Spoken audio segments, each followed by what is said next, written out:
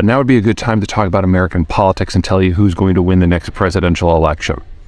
Now, the person to understand, if you want to see how this election is going to play out, is Bernie Sanders. Because I think most people in America agree that he's a bit cuckoo and his ideas are crazy. And if you sit down and actually force him to go through the math, as some people have done, he will admit that the math doesn't make sense. And he'll just raise taxes until it does. And if that raises the marginal tax rate to the point that it destroys everything, he has no problem with that. And people who support Bernie Sanders, once you walk them through that, will come to the same general realization, but they will not change their minds because they are committed to the cause. Put another way, Bernie Sanders is not a political leader. He's a religious leader, and he has a cult following as a result. And so does Donald Trump.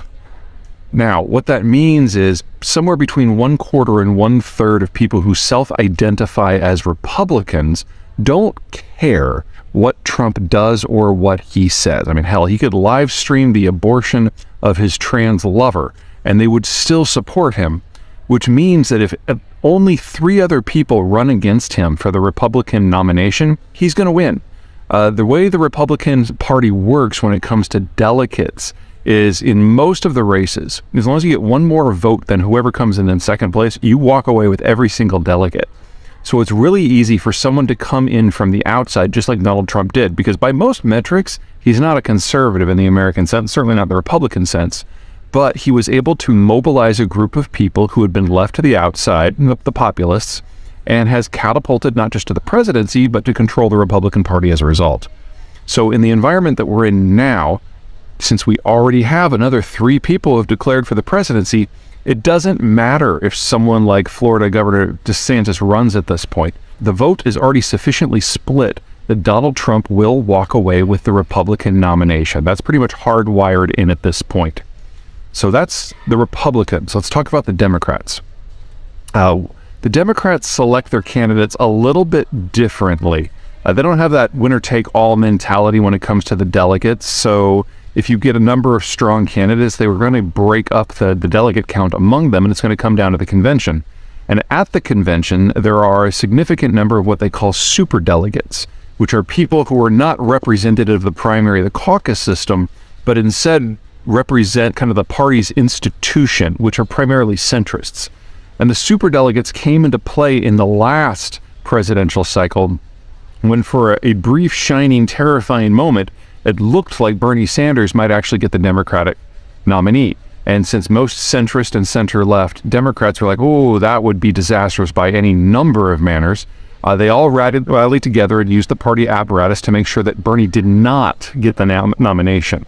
And as a result, Biden was able to squeak through and then ultimately ran for president and ultimately gained the White House.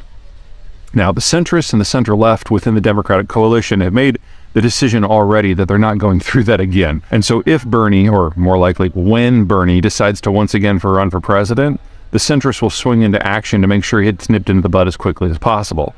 In addition, the Democrats have always had a problem, I shouldn't say always, the Democrats in the last 25 years have had a problem that it's really hard for them to bring in fresh blood because you've got these charismatic people at the top who are politically and maybe even economically powerful who kind of suck all the oxygen out of the room and make it very difficult for young up-and-comers to make it into the system. Republicans don't have that particular problem.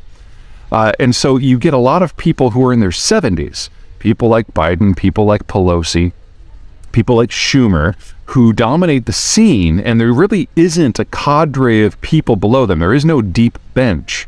In that sort of environment, it's really, really hard to get a primary system that runs on actual competitive candidates. So you just get these freaks that come in from the outside, freaks like Bernie Sanders. Well, since the centrists have already decided what they're going to do this time around, that means Biden is a shoo-in to get the nomination, which puts us into a weird race. You get Republicans who are cult dedicated to Donald Trump, and you've got Democrats who are willing to shut out everyone else so long as Biden doesn't have a complete meltdown and start drooling effusively on stage. Barring those two extreme events, we're talking about a redux of the last election of Biden versus Trump. And I don't think that any of the things that people are talking about right now as having an impact on the election would really matter at all. So, for example, the age issue. I mean, yes, Biden is older than dirt by a wide margin, and he would be the oldest president ever if he wins again. However, if Trump beats him, Trump would then be the oldest president ever.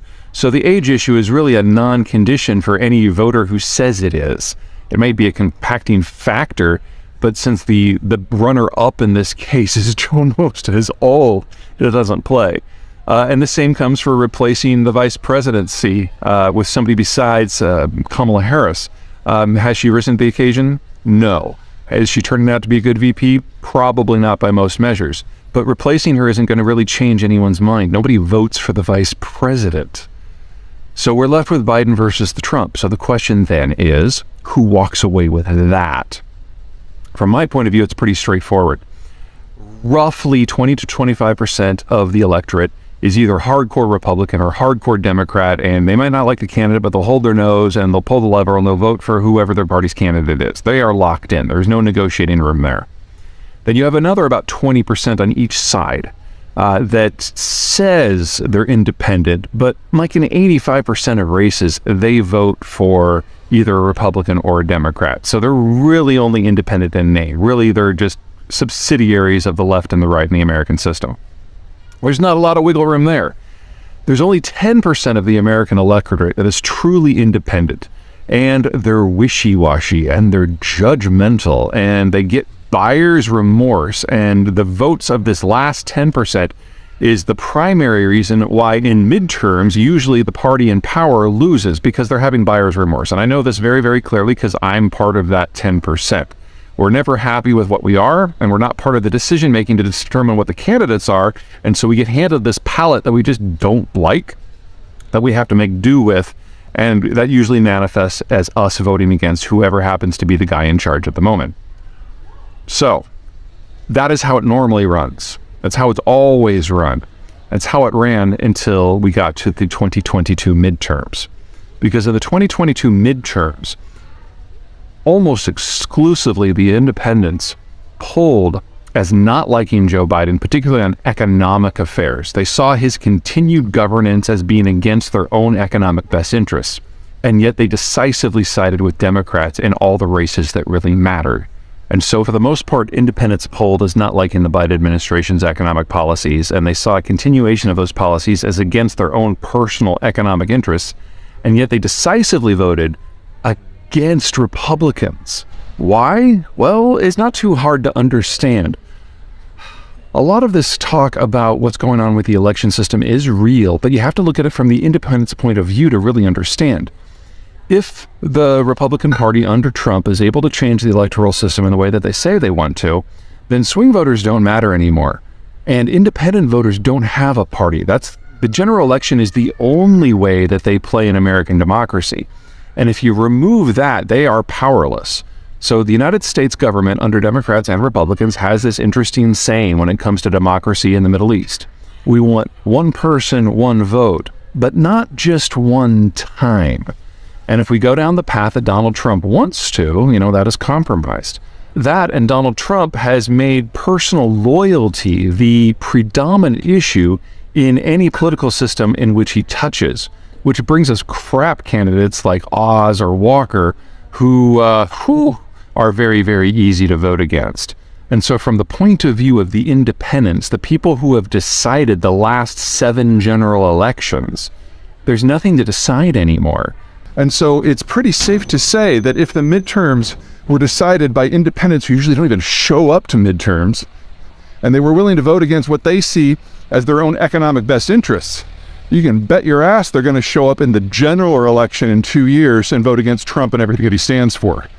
So for that purpose, primarily, I see this election as a shoo-in for Biden round 2. All he has to do is not die, and he's going to win. Okay, in Queenstown now, let's see, where were we? Biden, Trump. Oh yeah, why it matters. Now, obviously, if you're obsessed about who wins the U.S. presidential election, it matters independently. But beyond that, it raises the possibility that the United States is going to have the first extended period of agreement in its foreign policy across administrations. Now, let me explain that a little bit. Obama was infamous for never having conversations with anyone. So for 7 of his 8 years as president, we basically had no foreign policy at all. Then Donald Trump comes in, and Donald Trump would tweet something bold and assume that that made it policy, but then nothing would ever be done with it because he couldn't be bothered to have a constructive conversation with anyone in the government or the bureaucracy or Congress. In fact, at one point, he said that his tweets were notification to Congress of certain policies, which clearly legally is not kosher. So for his 4 years, very little happened at the federal level. Biden has come in, and Biden almost to a T shares Trump's approach to foreign economic policy making. Extraordinarily populist, extraordinarily nationalist. But the difference between the two is that Joe Biden actually believes in the power of government and can sit through a meeting in a way that Barack Obama could not. And so he is actually going back through Donald Trump's tweets and turning them one after another into foreign economic policy and then embedding them into governance and into the American government bureaucracy. So if you are a Biden supporter, you should be furious because he's taken all of his cues from Trump. And if you are a Trump supporter, you should be furious because Biden is getting all of the credit for Trump's economic decision-making and policy statements. So there's plenty in this video for everyone to get pissed off at. Now, if you disagree